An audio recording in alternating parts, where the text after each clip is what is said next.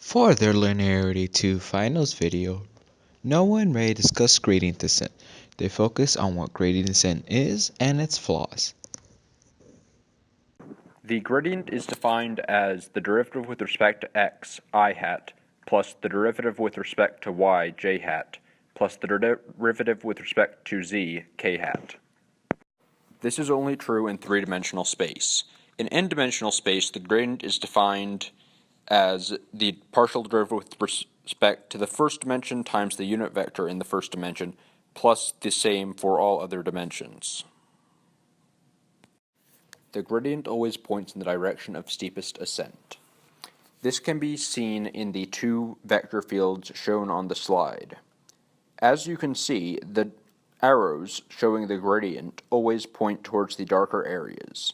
In this case, the darker areas represent higher values for the height or other variable that is defined by the function.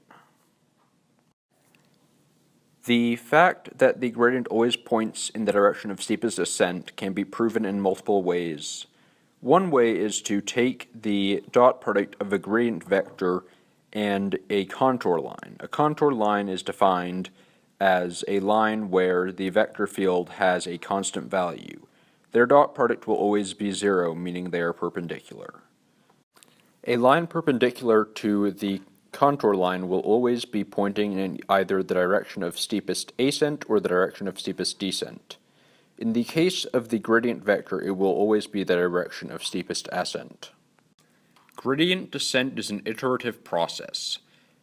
You begin by taking a single point in a vector field. You calculate the gradient at that point.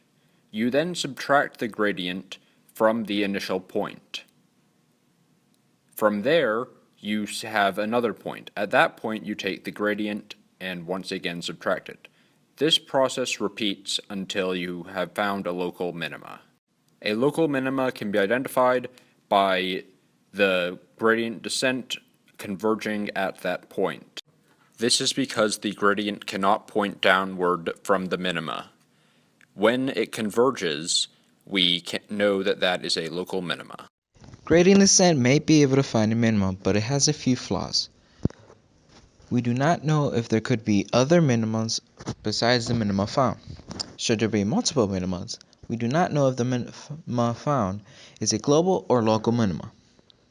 Gradient descent may also result in finding of a shallow minima rather than a steeper minima that is close by. Additionally, gradient descent is a tedious task that may take a long time to converge on a minimum. Lastly, saddle points can be mistaken as a minimum in some cases.